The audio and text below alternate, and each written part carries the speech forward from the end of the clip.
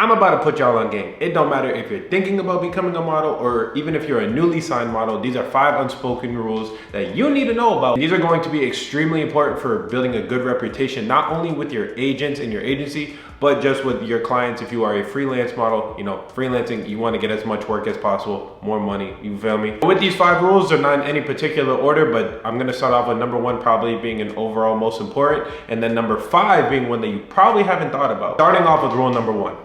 Always be polite to everybody on set. And I know it sounds so obvious, but there are so many models with egos and thinking that they're the talent and they should get special treatment and they got this ego and they walk in. No, be polite to everybody. A lot of people don't realize is that when you're on set, even though you're a freelancer, most likely everybody else is also a freelancer. The photographer, the hair and makeup, the production crew. Huge bonus points is that if you see that they're doing little things and you can help them out with it, help them, offer to help, even though they'll probably tell you no, you don't need to. If they're carrying light bags around set, offer to bring them around. You know, I would definitely avoid touching any equipment because you don't want to be held liable for, you know, any breakage. Don't touch equipment. But with that being said, little things, try and help out around set and pick up after yourself. Don't be leaving trash around like a fucking pig. Number 2, again, this is obvious, but a lot of people don't do it, is always be on time, if not early. Being on time is late, early is on time. If you don't have that mindset when it comes to work, then I don't know what to tell you. Especially with modeling and you get a good payday, you don't want to be fucking that up. The director or the point of contact for the shoot, whoever it may be, the last thing they need to be worrying about is where you are.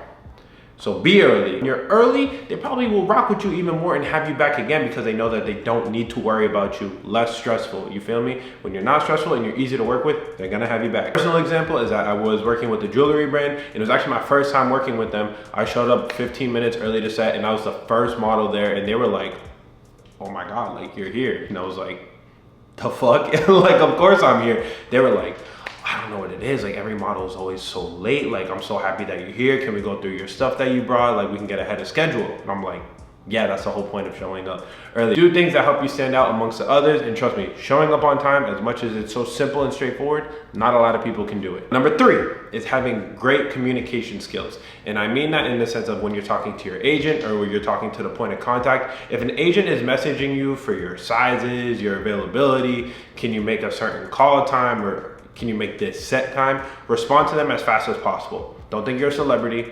Don't take an hour to respond. Respond immediately. If you can respond within that same exact minute, I promise they will love you. 4th rule is to always come to set ready. Usually when you show up on set, they're always gonna ask a model to show up a certain way. It could be no makeup at all, hair and makeup ready, or they might want your hair a certain way. Like for girls, they might want your hair curly, they might want your hair straight. For guys, if you have braids, they might want you to show up with your braids in, they might want your braids out. Whatever the case may be, always show up set ready, and that also goes with having good hygiene. Make sure your fingernails are trimmed. If you have a beard, that your beard is trimmed up, looking clean, you know what I'm saying?